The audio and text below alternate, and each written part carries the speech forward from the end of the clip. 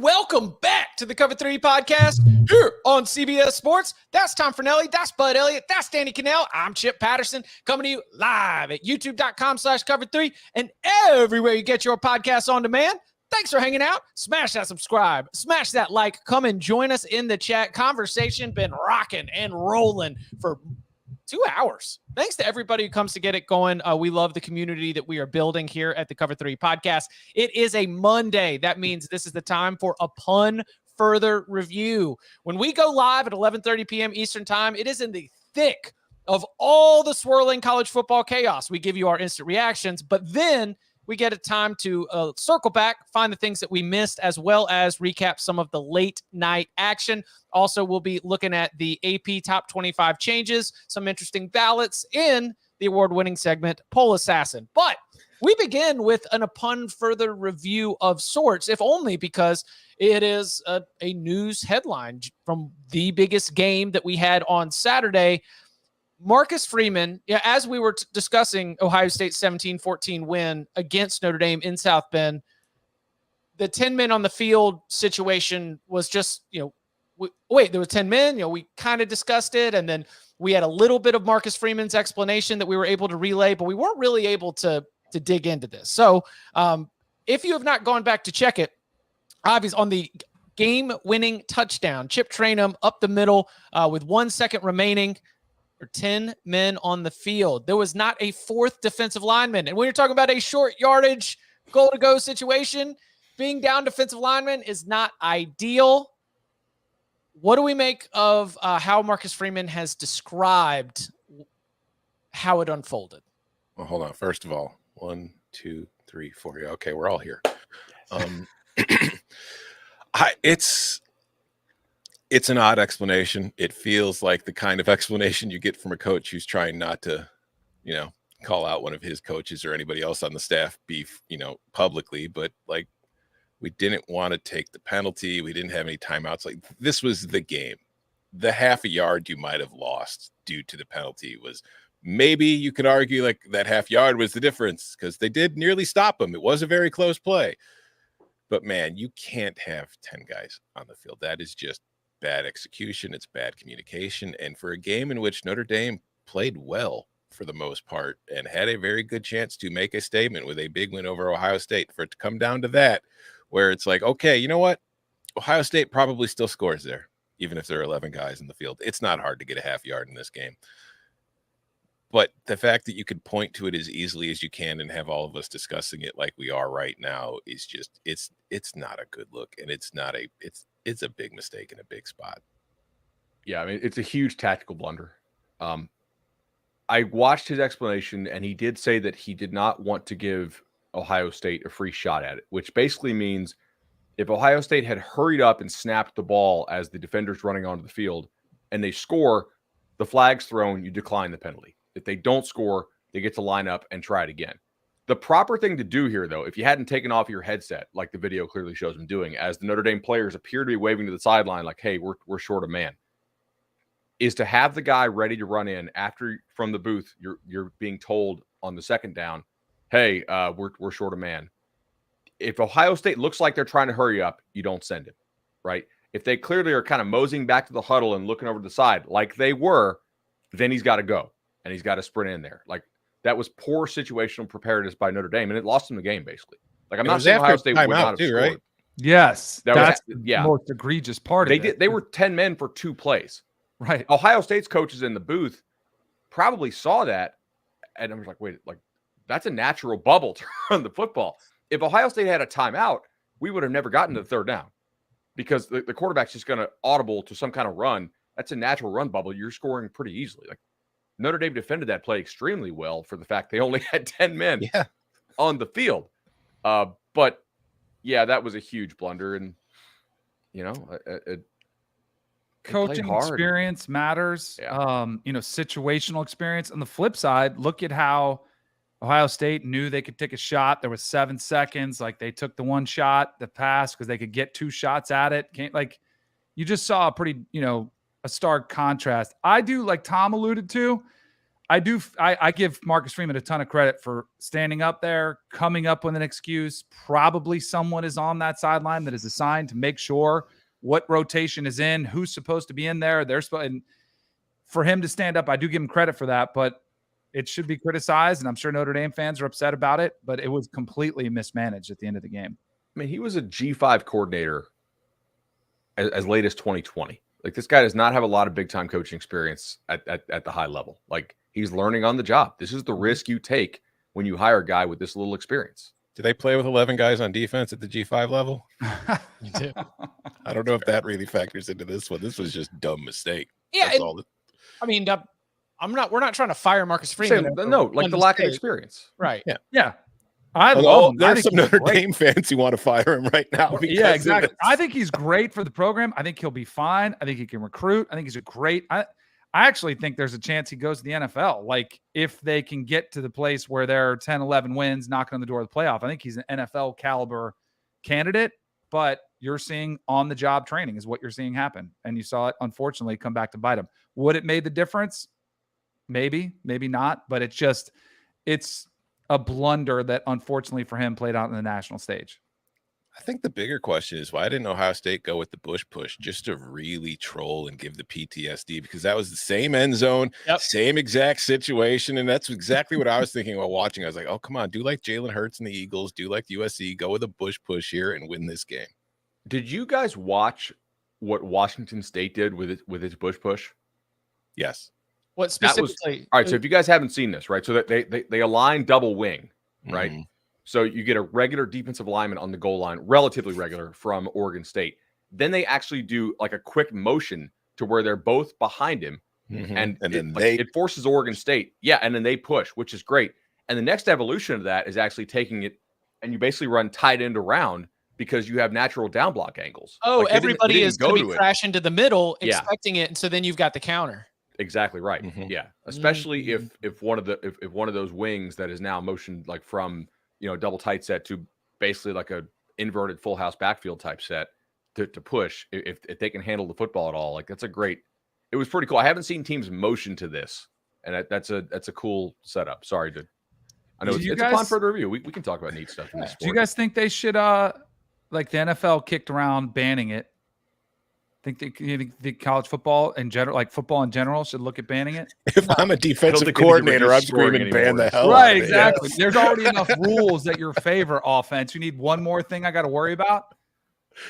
No, you shouldn't ban it. It's perfect. There's nothing dangerous about it that's any more dangerous than any other play. It's just impossible to stop. And this is I tweeted something about this yesterday. It's just one of these weird things. And again, we're getting off topic here. But football has been like a copycat sport for so freaking long that anytime somebody does anything that has success with it, there are like 50 more teams doing it the next week.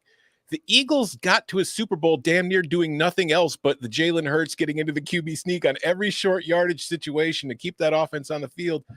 And teams still aren't doing it with regularity. Like, I understand Jalen Hurts squats 500 pounds and he's a little different than most quarterbacks. And their offensive line is like unique. But offensive linemen are strong everywhere you go. And you look at the NFL again, like I saw yesterday, Buffalo, who has Josh Allen at quarterback in a 4th and 1, pretending they were going to go for it, has the tight end motion and get under center while Josh Allen and the running back are in shotgun center. Like, I don't know what's going on. Maybe this will confuse the other team. And then they don't snap the ball. Just put Josh Allen under center and run the QB sneak, stupid. Anyways, back to Notre Dame. Well, listen, I like it because it is like football in the 1900s, right? Where you're just like slamming bodies together, fighting for every single yard, glorified rugby. So anything that's going to be a little bit of a throwback, I'll go ahead and take. I mean, let's bring back two-handed passes too, right? Like the Dr. Pepper challenge, but we're going to be doing that at the goal line. That's the next thing we see from Drake May. Forget the left-handed flip. Now we're just going to go two-handed chest pass on the way in. Debo invented that, right? Yeah. Little bit of recruiting news from over the weekend. We've got a big time commitment for the Texas Longhorns. Bud, what should we know about Brandon Baker and this win for Steve Sarkisian? Brandon Baker's a stud. Brandon Baker is the #1 offensive tackle in the country. And of course, it's always good to get the big men.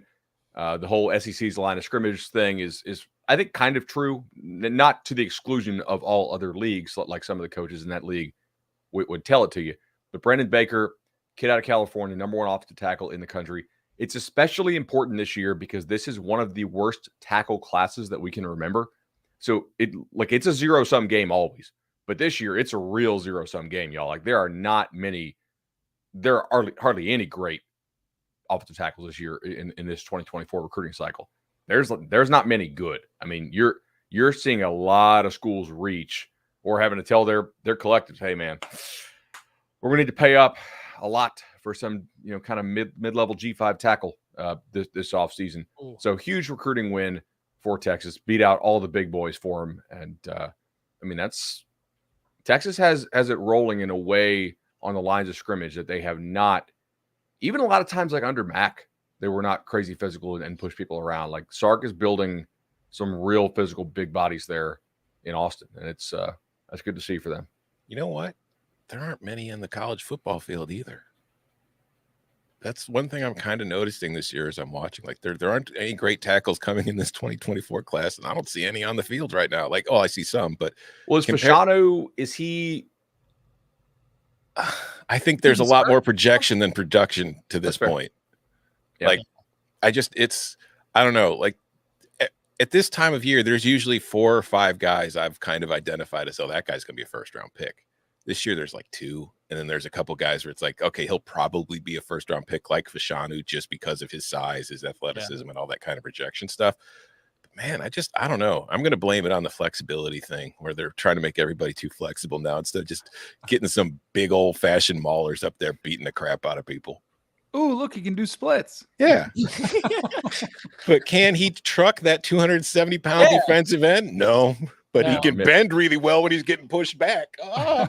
Mims at Georgia's hurt, obviously. You know, like he's got like a first-round body. You think Joe Alt had a pretty good game against Ohio State? Yeah, Joe Alt's legitimately good. Yeah. If you question Notre Dame's offensive line, you're questioning the guards and the right tackle. The left tackle's he knows what he's doing. Joe Alt will be starting for an NFL team next year. It's not going to be any kind of warm-up period. Yeah, we think the Michigan guys are good. Just limited sample because they only play like 20 snaps a game. So. All right, we'll do Poll Assassin next because I do think that we've got some interesting conversations about whether or not what you think a team can be should matter compared to what a team is.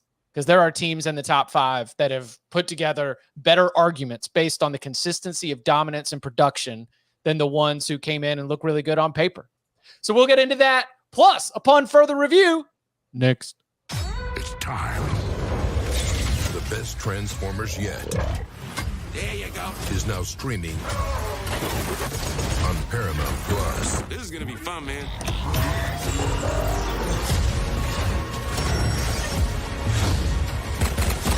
Now let's talk to your manifestation.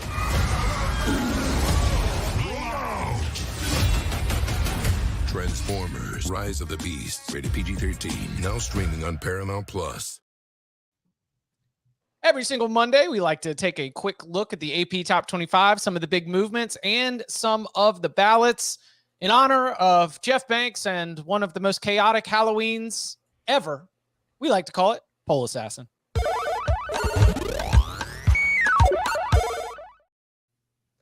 Georgia, number 1 again.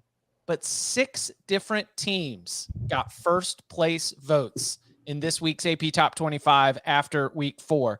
Michigan at number 2 got 1 first place vote. Texas at number 3 got 2 first place votes. Ohio State at number 4 got 1 first place vote. Florida State, which dropped a spot to number 5, got 3 first place votes, the second most of any other team.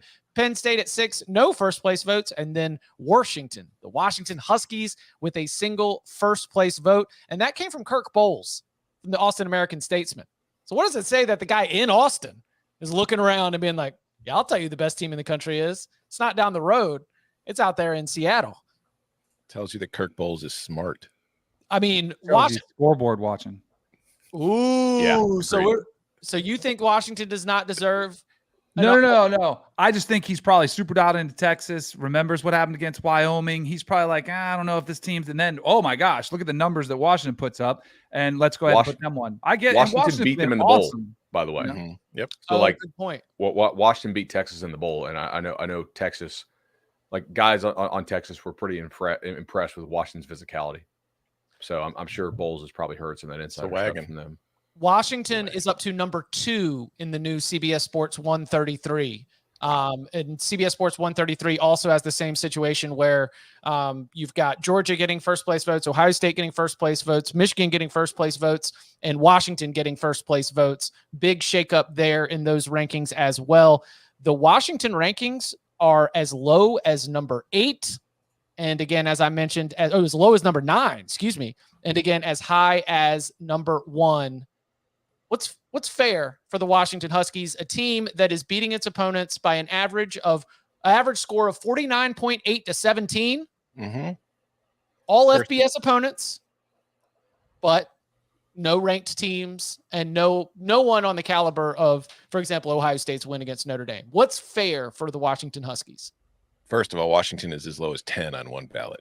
Jeez. Brian Howell of the Daily Camera in Boulder. He does not believe in the Washington Huskies. What's fair is this team should be in the top 5. If you're actually basing it on what's happened on the field. Now, if you want to do power poll projections and all that kind of stuff, I don't think Washington would be top 5 on most of those. But like Georgia's number 1. I get it. I don't really blame anybody for still putting Georgia at number 1. They've won 21 straight games. They've won 2 straight national titles. They haven't lost, even if they've looked kind of How in the hell anybody can look at Michigan this year and just keep putting it at number 2 when you've got a team like Washington that, sure, its schedule might not be, as good as some others, but look at Michigan's schedule. Who the hell have they played? And Washington is absolutely trouncing teams. I can't remember who put the stat out, but, we talked about game control. Washington, 68% of their snaps this year, they have had a 14-point lead or more. Nobody else in the country is higher than 57%. They are dominating the teams that they are playing, and that is the sign of a good team. So I have no idea. If you have Michigan ahead of Washington on your ballot, you haven't watched football this year. You've only just stuck with what you thought before the season began, and you just keep putting it down until somebody loses. Texas could be ranked ahead of Washington. I won't argue against you. Florida State can be ahead of them. I won't argue against you. Ohio State, these teams with big wins, I will not argue against you. But if you're putting Michigan ahead of Washington based on 2023, you just don't pay attention. Completely agree. Like, I totally understand Georgia being where they are because we have seen Georgia build to a ridiculous level before throughout the season. Although last year, obviously, they trounced Oregon, so they were not building. But in prior years, they certainly have done so. And there are pretty good reasons why Georgia at times hasn't played great. Like, we can point to them. They have a lot of guys out, right? Like, the entire running back room's gone. They're playing like some white walk-on receiver at running back for a little while. Yeah, Ladd hasn't even played. Right, Ladd McConkey hasn't played. Mims has been out. Like, their sack leader from last year has been out. Marvin Jones Jr. has been out, right? Like, they've been very banged up, and yet they're still largely handling business. They shut down Spencer Rattler, who I think is playing like a top 5 quarterback in the country so far this year, especially just with all that pressure on him. Like, Rattler's gonna be the number 3 quarterback in this draft, I think, that nobody's talking about right now with how damn well he's playing and handling pressure and the ridiculous throws he's making. It is really one of the best stories in the sport this year. Yeah, I get Georgia. Michigan has been largely embarrassed in 2 playoff games that they made. And they have shown they can play as a playoff caliber team, but not a national title caliber team. So far this year, Washington has played a tougher schedule and has played it better than what Michigan has played. Like, if Michigan's just playing possum, we should treat them like they're like potentially playing possum, which they could be. Like, they're playing 50 snaps a game. They're slower than some of the service academies. Like, they're not trying to show much. And because their schedule is such a complete joke, they don't really have to. But we shouldn't reward them for doing that so far. Like, let's reward Washington. If we're going just off what we've seen this year, Michigan has not looked like a top 5 team, right? They haven't covered a spread yet. They screwed around with Bowling Green. They allowed a terrible Rutgers offense to score. If you're going just off this year, Florida State and Washington are clearly over them. I think it's all so. Like, I think if you did the history, matters. Georgia won back-to-back, you don't knock them from the top. I can see a little bit where you say, hey, what about Michigan's history? Back-to-back Big Ten champs. I get that a little bit. I almost feel like you almost have to be married to those 2 together. Then if you're eye test or game control, I think it's Washington. They're your number 1 team. And if it was resume-based, I think Florida State would have, like, who has 2 better wins which is kind of funny because people are diminishing the Clemson win as if, oh, they weren't ranked. They're a bunch of trash this year. I think is kind of rich, just considering where we are in college football. If that's where you want to ding them for, that's like more of an ACC hatred thing coming from SEC people than anything. But I think it's great. The fact that we do have 6, I think it's awesome. I love the debate because I'm tired of looking up and it's, 66 votes unanimous for Georgia number 1. Like, this is awesome. The fact, because they're all making really good cases and you can justify each one by whatever metric you want. I think it's great. Fun comparison. All right. Wins over Big Ten teams. Washington 1, Michigan none. Road wins over Big Ten teams. Washington 1. Road games at all. Michigan none. Like, they've been playing nobody at home. Washington's gone on the road and beaten Michigan State and beat the hell out of them. Yeah, that was the other thing is, like, you can't say that the schedule was put together to be easy. Boise State is one of your opponents right there. At Michigan State, who knew the situation that was going to be when you draw up that contract, 2-3 years ago or whatever. And then, look, Cal, Spavs boys, they'll get out there and they'll do something, right? I mean, that's not a total bottom feeder type team. It is. You think that they are the 12th team in the Pac-12? Can I be skeptical on Washington for a couple minutes here? 100% line. Like, they are doing what they have done, and they cannot control their schedule. However, Cal's passing offense just sucks out loud. They got, I think, the backup for Tulsa, if I recall, for most of that game. But regardless, like, Tulsa is not a good passing offense. They got Michigan State, which is you see how bad of a player Peyton Thorne is, and he left. Like, Auburn portaled him out of Michigan State, and they lost their 2 good receivers. Michigan State's passing offense is terrible. They have not seen now, neither is Michigan, but neither of these teams have played a competent passing offense. And they're going to see a lot of them in the final 7 games. So we don't know if Washington's pass defense is any good. Last year, they got lit up.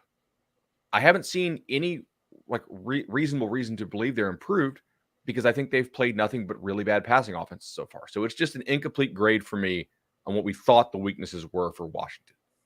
The strengths are still the strengths. I'll also say, well, Washington is no doubt a wagon. If there is a weakness on it so far that I've seen, it's the defensive line. Like, there's no Vita Vea on this Washington team, and they've had guys like that in the last few years. I don't see one of them on this defensive line this year, which I think, again, could be problems for them. It's just the thing Washington does have that nobody on their schedule has, except maybe USC. They have an NFL quarterback and 3 NFL wide receivers. And when you have that, you are going to do just fine in this sport. Where do you guys think is appropriate fare for Michigan? Because I am way lower on them because I'm more of a resume base and I want to ding them for the schedule as much as possible. Like, I have them at 9. It doesn't think I think they're going to finish the season 9. I mean, shoot, I think I picked them to win the national title, but they have to like earn it and work their way up. Like, the teams I had them, like Utah, may not be pretty, but they absolutely have better wins. Oregon, better wins. Penn State, better wins. Washington, Ohio State, Texas, Florida State, Georgia. Georgia's the only other one that's where it's like Michigan fans are like, hey, how can you be so hard on us and not on Georgia? I say valid argument. I'm just giving Georgia the number 1 spot just because they're back to back. I've got them 6 on my ballot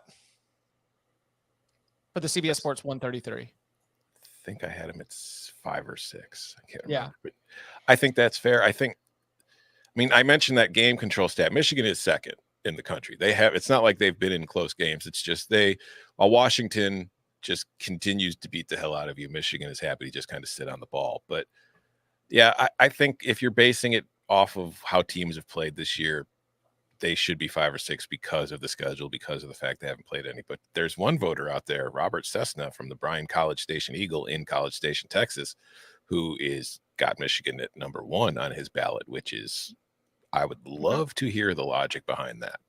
Any other rankings that drew your attention from this week? Yeah. So when you guys do your top 130, you got who all did? All 3 of you, or just Tom and Chip? Just Tom and Chip. So when you email, because I used to do a top 25 at ESPN, and this happened probably several times over a couple years. I would email it, and they'd be like, "Hey, you left out Michigan," and I'd be like, "Oh crap!" Like, "Oh, let me fix it." That they do that for you guys, right? Like, if there's a out of whack, especially in the top 25, right?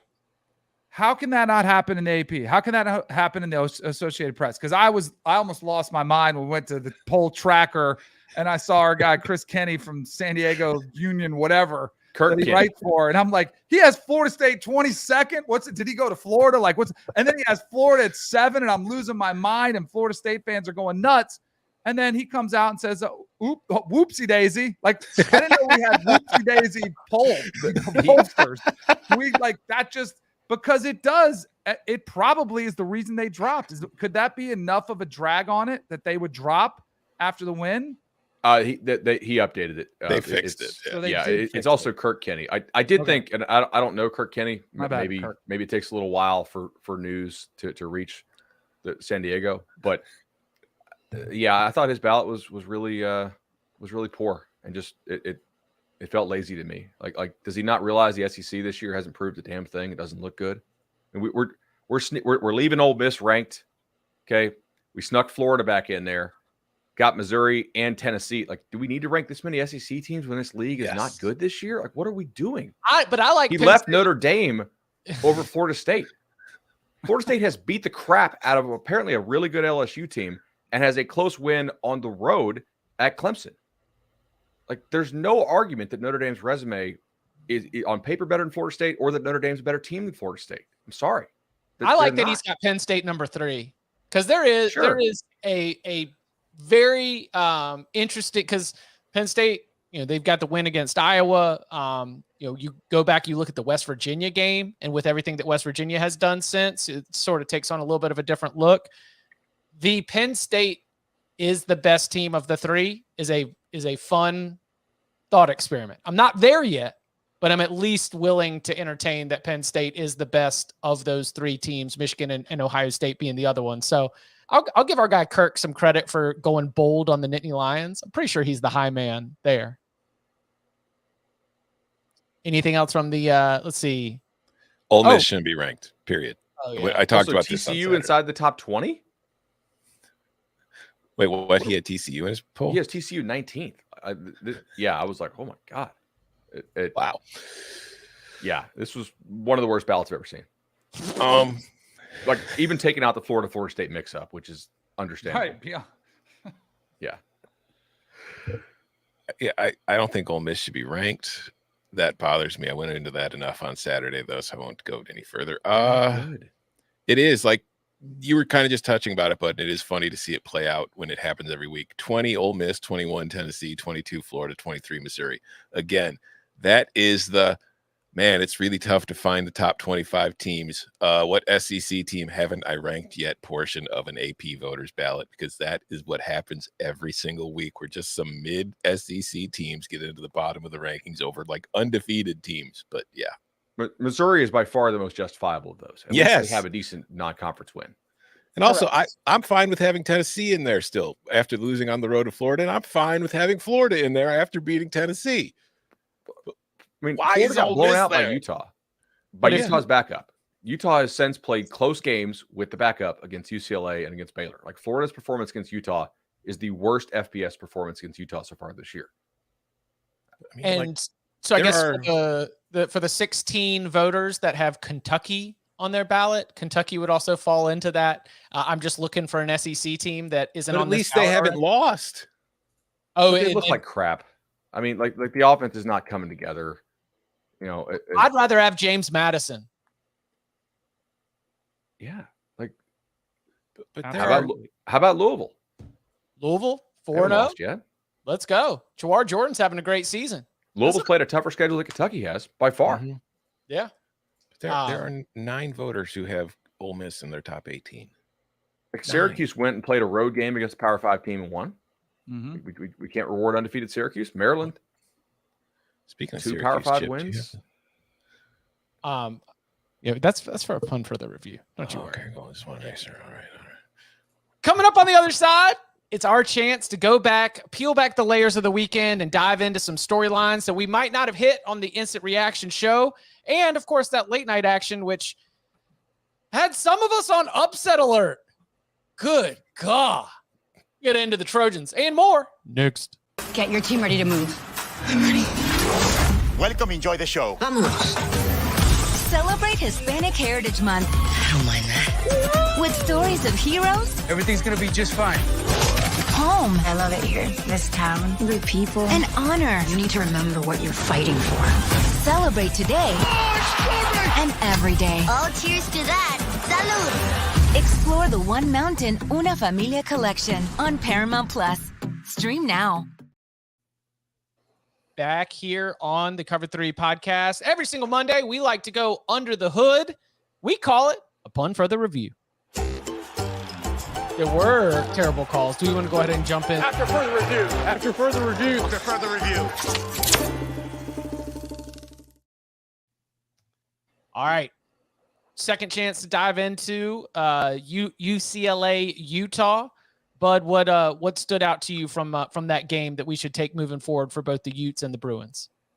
Utah's defense is still really good. Utah's offense is still largely terrible. But there was some I thought UCLA was going to unlock another level of its offense that maybe it had been holding back, right? Because they had played kind of a joke schedule, Coastal, San Diego State, and an FCS team. And I thought they would get Dante Moore's legs more involved in this game. And one of the problems that they had was that Utah had not really seen him keep the football much this year. They would basically tag an RPO on some of the runs, but they would not tag a keep element to it. And I think Utah kind of got in Dante Moore's head early in this game. He threw a pick six on an RPO on the first play of the game. Yeah. And then after that, it did not look like UCLA had tagged much like quarterback keep type stuff off some of these runs. And Utah ran down UCLA runs from like the backside defender who normally would be kept honest by a quarterback keep or maybe some of the RPO stuff over and over again. I mean, they probably, guys, it was like 4 or 5 runs, which is kind of a lot to be chased down by the backside guy because he's not being kept honest. So I'm curious how UCLA is going to evolve that. For Utah, I mean, just they're missing a ton of guys. They play crazy hard. They don't make a lot of defensive mistakes ever. Like you have to earn every single little bit. And for them, they made a freshman look like a freshman. Like he made some nice throws, but in such a low scoring game, every mistake matters quite a bit. And they just kind of keep getting it done relatively. Obviously, they scored 1 offensive touchdown. Not great, but they found a way to win. I mean, go ahead. I was just going to ask, how happy is Kyle Whittingham right now? Because let's look at the landscape. Bud just went over it. Utah's got a whole bunch of injuries. Their starting quarterback hasn't played all season. They've got wins over Florida. They just beat UCLA. And nobody has said a damn word about Utah all season long. If you look at the Pac-12, everybody's talking about Colorado, Oregon, Washington. Even Washington State and Oregon State are getting buzz. And here's the 2-time defending Pac-12 champion that's 4-0 without its starting quarterback. And not a nary a peep. Like they are flying so far under the radar. And this is a team that, I mean, offensively, it's hard to judge them without rising because they're not at full strength yet. So I can't say for sure. But this is like a team that could, again, win the Pac-12 after all these other teams beat the hell out of each other. And Utah just comes up from the rubble as the smoke clears. And it's like, oh, we're Pac-12 champions again. Same exact story, different year. Mm-hmm. We do this I would say nationally, no one ever gives them credit. They always feel like, well, they're the tough, guys that just play hard. And well, it's not pretty. Exactly. There's been nothing that has been pretty from Utah this season through 4 games. You know what I learned? That upon further review, our guy Bud's playing chess and everybody else is playing checkers because Bud, you said last week, I think they're going to hold Cam Rising out to the bye week. And everybody else was like, ooh, he's coming back this week. They saw him at walkthrough and the line moves. It goes up to like 6.5. And then all of a sudden it's like, wait, what happened? Yeah, I think you were the only one that was on that. And the fact they play on a short week this week, again, like that's like, are you really going to, and I know he didn't play, but I think you might be onto something because the bye weeks after that, is that when it is? Yep. They play on Friday night this week. Tough spot. Yeah. Oregon State on the road. Short rest, road game. Yeah. So it's going to be interesting. I do thought with their offense, with UCLA's offense, I mean, the complexion of that game did change like right from the get-go. It's like, what are we doing? I thought it's so RPO based. They could have taken advantage of some things just in the quick passing game. Just give Dante Moore some easy quick hitters, the outside, some hitches, slants, like really simple concepts. But it was so RPO based. It looked a little clunky with him, like you're saying. Upon further review, between Dante Moore's pick 6 on the first play and Cade Klubnik throwing on that 3rd and short, should we keep throwing these RPO plays? Right. Oh man. Hey, Danny, you haven't gotten a chance to weigh in. Like I know we're a couple days separated. It was even early slate. There was there's a mole in our operation who said that your tone and tenor off camera and on camera were very different in terms of when I'm watching Florida State, I'm cheering for them. I'm going to be yelling at the TV. Like, that's not very professional when I'm at the test. Some networks allow it. What's that? Some networks allow it. Right? That is true. Like everybody at Fox roots for Colorado. That is true. Or Ohio State, if you're calling the game. So I was watching that game unfold. A couple things frustrated me. One was Florida State's lack of ability to run the football. Now, I think a lot of it was, Jordan Travis's shoulder. I know it's his left shoulder, but I think it was bothering him more. He came out with a sling before the game. I think they were concerned about Jordan Travis running the football. I know they still ran him, but it was really 4th and 1. We got to have this play. Let's run him. Down on the goal line. Got to get some yards here. We're going to run them. And I thought their lack of inability to run the football was concerning. Then it became, they just abandoned the run entirely. There was the sequence, I think there was like 6 minutes left, and you had 3 Jordan Travis like fade routes, which are not high percentage, even with 6'7", 6'4" on the outside. It's just kind of like, let's try to complete this jump ball. And I'm like, just mix in a run a little bit, work some clock, like just keep them honest somewhat. And then thankfully you hit on, Keon Coleman in overtime. Like you hit on a couple to really turn that complexion around. I don't think it was pretty, but I thought that game was way more significant than the LSU game, even though I think LSU is the better opponent potentially. For what it meant, this felt like the final hurdle mentally. Beaten SEC teams, had some nice wins, but Clemson, it's been 6-7 years straight. They've kind of owned the ACC. So I thought it was monumental, and it doesn't matter what it looks like. You just wanted to get the win. It's hard to win at Clemson. Clemson has not lost a game by more than a point at home in a decade. Like you're not going to blow Clemson out at Clemson unless they really self-destruct. And again, it's been about a decade. Upon further review for them, they blitzed the absolute crap out of Klubnik over the final 9 drives. Yeah, the second half. 0, 11, 77. They got him on 1. 31, 22, 17, 44, 13, 9, end of game. Like they started blitzing. I mean, it was like half of the snaps. They were just sending more guys. And the key there is like they would get a first down, but Clemson did not make Florida State play for blitzing its ass off with the corresponding explosive plays that you want to get. Like that, Florida State got away with blitzing like crazy against Clemson's offensive line, which I thought played really well, actually. I mean, for the amount of pressure that they sent, they only got 6 tackles for loss. First half, the Clemson handled FSU's defensive line. I was very impressed. The inability to make Florida State pay with explosives for sending that many blitzes was pretty key.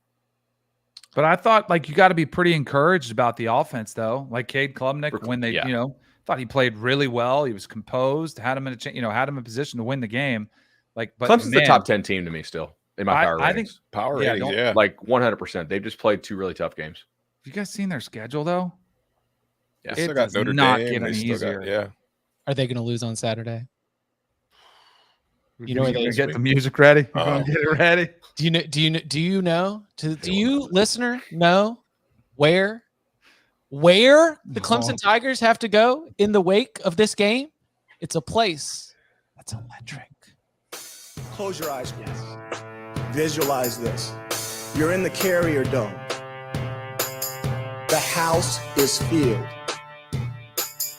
The feeling is electric. The noise is deafening. You have a defense that is relentless. You have a special teams that has been well coached. You have an offense that will not huddle. And you have a game that's faster than you've ever seen on turf. Open your eyes. That's going to be a reality. That's going to be Syracuse football.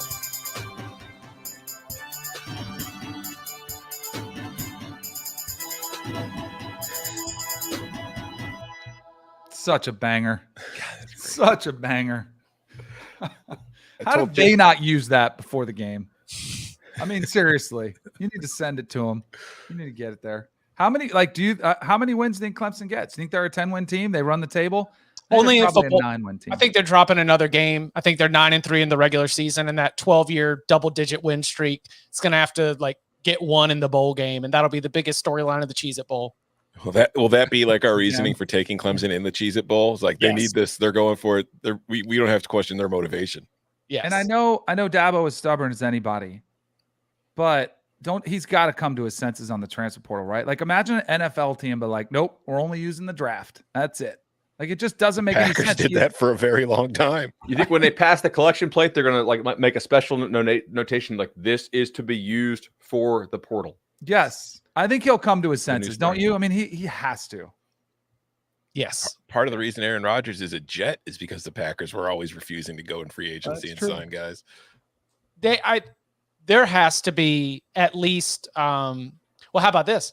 Do you think that they are going to have their hand forced not by the inability to but by the inability for wide receiver, an extra pass rusher, the things we have detailed here, but what if it's portal exits?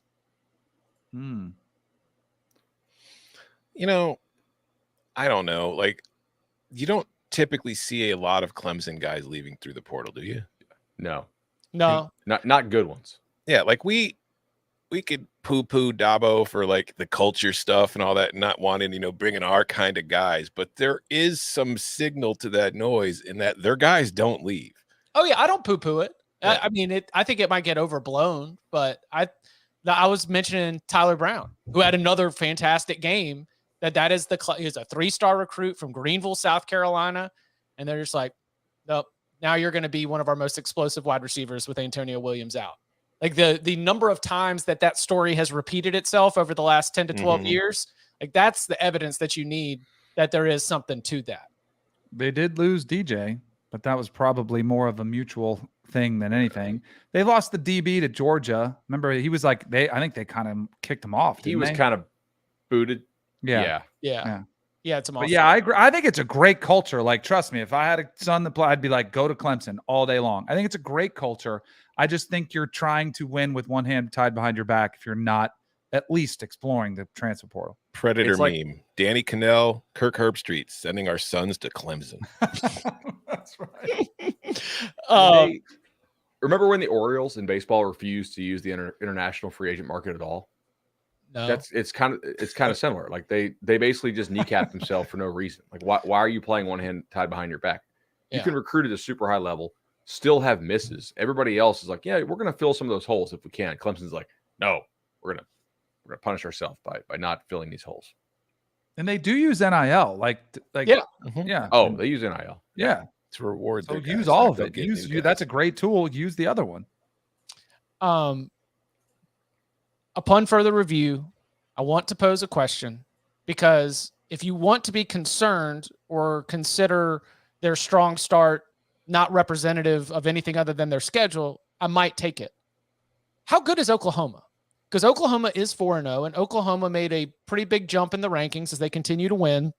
But 20-6 at Cincinnati is not individually going to inspire confidence. Now, on a micro level, I have gotten the sense, especially from the people that are really close to the team, that you've identified a couple of spots where you do believe that this Oklahoma team has gotten better. I guess, Danny, what are the Oklahoma vibes? What are you hearing from Dusty, or what do you think about where the Sooners can do? We are 2 weeks away from that Oklahoma-Texas game. Is that a game where you're looking at it? We're talking about Texas in the debate for number one team in the country. Does Oklahoma have the goods to be able to go toe-to-toe in the Red River Shootout? I don't think so. My guy Dusty does. I mean, he's very high on the Sooners, and he's been proven right so far. He was a little bit mad at me because on our show I took Cincinnati in the points when it was over 14.5. So there was a little bit of oh, you got the lucky line. I'm like, no, I got the right line. they've done everything. They look great the first few weeks against subpar competition, and they make Butch Jones cry, and it's like, all right, this is great.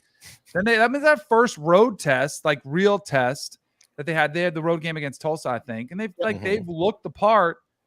But like, I still think they're probably a 9-win team. The win total was 9.5. I was under it. I still feel pretty good about that, and it's not a knock against them. That 9-win season is great. It's a step in the right direction. I still think they're probably just filling things out. I'm also curious to know if Dylan Gabriel, who was great against some of the lesser competition, like, is he the guy that's going to be able to go toe-to-toe in a game like against Texas, like against some of the other competition they're going to have to go through the rest of the season? My questions with this team are, like, clearly the Arkansas State and Tulsa, they are fully capable of just absolutely spanking teams that they're a lot better than, and they have no fear about doing so. They have kind of struggled a little bit offensively against SMU and Cincinnati, which is a concern. But the one thing that they have done consistently week in and week out, they've played 4 games. They've allowed 34 points. Right. Yeah. Defensively, they have been pretty solid. And when you think back to the Lincoln Riley years, the concerns about that team every year were defensively, they just don't exist.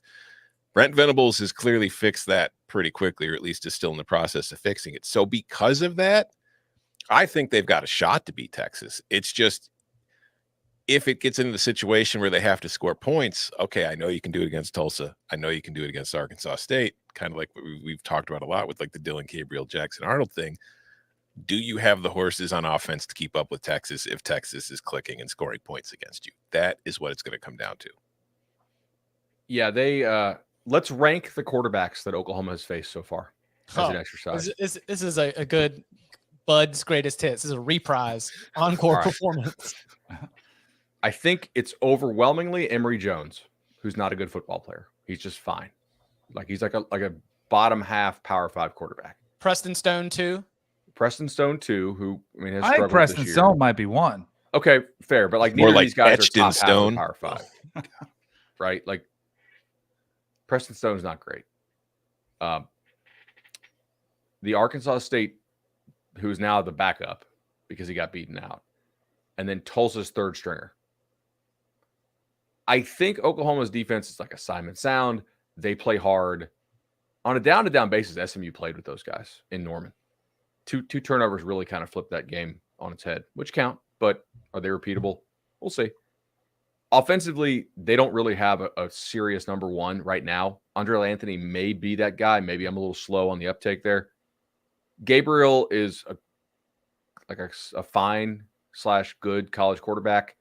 The better teams will challenge him to make the throws to the wide side of the field. The teams they've played so far really can't. You know what Dylan Gabriel would be? And he is. Like, he's a really good 7-on-7 quarterback. Like, he can shred you apart if he's got time. He's got 12 that describes a lot of quarterbacks, by the way, too. Like, I mean, I think I said the same thing about Shedeur before the Oregon game. Like, if it was 7-on-7, it'd be an incredible game. And I know there's a lot of push. I just wonder if Jackson Arnold could be the quarterback finishing up the season for the Sooners. Like, if there's an opportunity, does he bring more to the table? I think clearly he does. Is he ready? Well, I think we'll have to kind of watch and see how it plays out.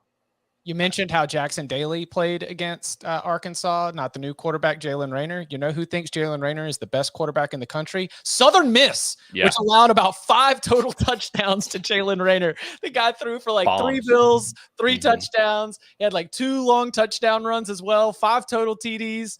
Yo, that was not a good look, Southern Miss. Sorry for you, bud. Dude, seriously. Also, Oklahoma's schedule is extremely favorable.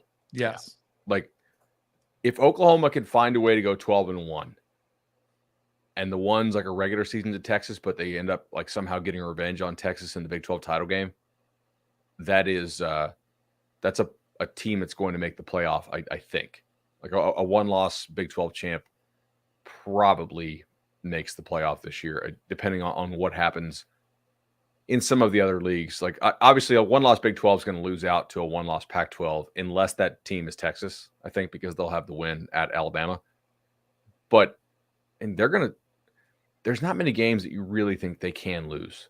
Right. No, they are on the road they've got Texas, and they're on the road at Kansas.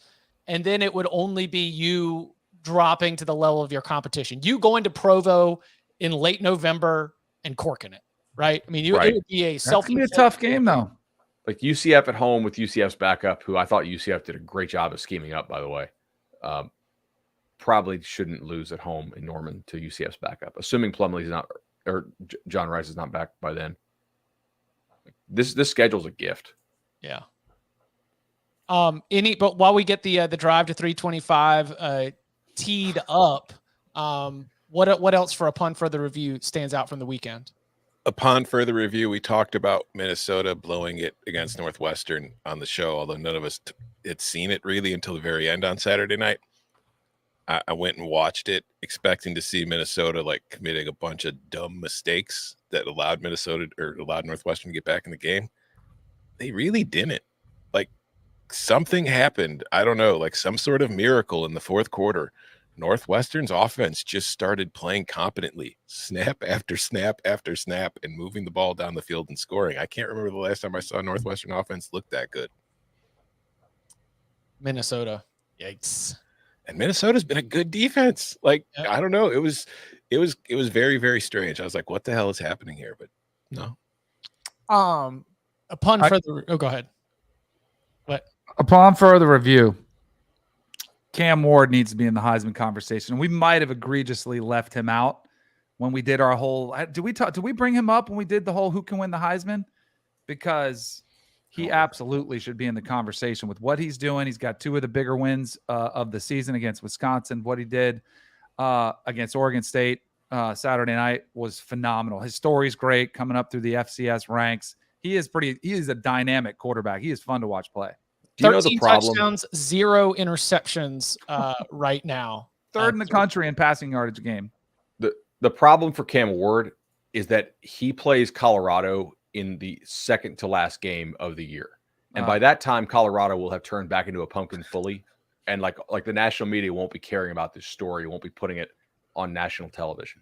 So like Caleb and Bo are getting the full national treatment to put their 400 or 500 yards up on Colorado and impress all the voters nationally. By week 11, we won't be watching Colorado. Well, then, like, what about the very next game when he's going up against Michael Penix? That will be a really good test. But I'm saying, like, when you play Colorado is going to matter in the Heisman race. If you get the Michael Penix doesn't even get him. All that matters for Cam Ward is he keeps that Lee Corso photo up in the locker to keep him motivated every single week because poor Lee Corso. Yeah, I don't even know. Did we get the accurate assessment? What he said was it the no one watches bowl? He said no one wants them bowl. No one wants this bowl. And Dickert thought he said no one watches bowl. Which, I mean, of all that, like, I wrote about it today in the Monday after. Like, between going after Lou Holtz and going after Lee Corso, like, is Sister Jean going to get dragged under a bus here next week? Like, anybody over 90, you better watch what you say because college football coaches are listening. Was it my buddy Ben Swain? He said college football news from yesterday is all the coaches who won are mad. Mm-hmm. Madder than ever. Yeah. Hey, listen, how about this? Galaxy brain theory. This is the end of Sabanization. Okay. Deion Sanders has taken college football coaching into the WWE era. It is all about your sound clip. It is all about firing up your bass, getting a pop out of the crowd. Like, this is no longer about being deadpan, Belichickian, not going to give you anything, because that's what we've seen from Ryan Day, from Jake Dickert, from obviously Deion Sanders himself.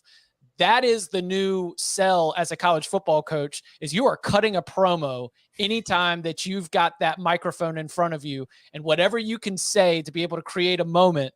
Like, that is another sort of like turning that we've seen, at least in terms of the way that coaches handle themselves. You can give Deion the credit for it if you want. I think it just goes back to the fact that the sport is just directly run by television executives now. So they're turning it all into a television show. I would say so. Like social media, or like, you know, the way that it's promoted, everything in terms of the little clips, cutting a promo. But what did you see? Like, when you watched a highlight show on Saturday and they showed the Colorado-Oregon highlights, did you see more highlights of the game, or did you see more Dan Lanning talking in the locker room? It was all Dan Lanning.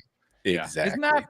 But have you guys? I mean, I guess as a society, we're all leaning into this WWE character. Like, let's go way over the top. I mean, everybody on a certain network, and I would say all networks, the cover, like, it's, you gotta, you know, you just play a part almost more than analyzing the games. I think everybody's leaning into it, and the coaches are just like, all right, let's go. We can play this game too. If it works, people watch. It's exciting. It's fun.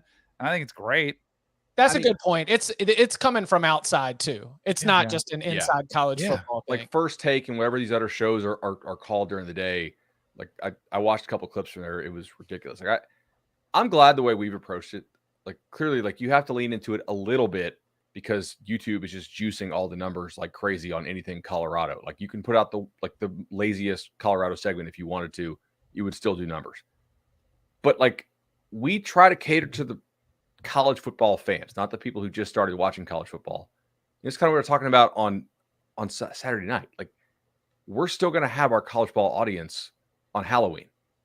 I'm not sure what some of these shows that have gone full that will pivot to, right? Like, will the audience notice? Will the audience care? This league, NBA, yeah.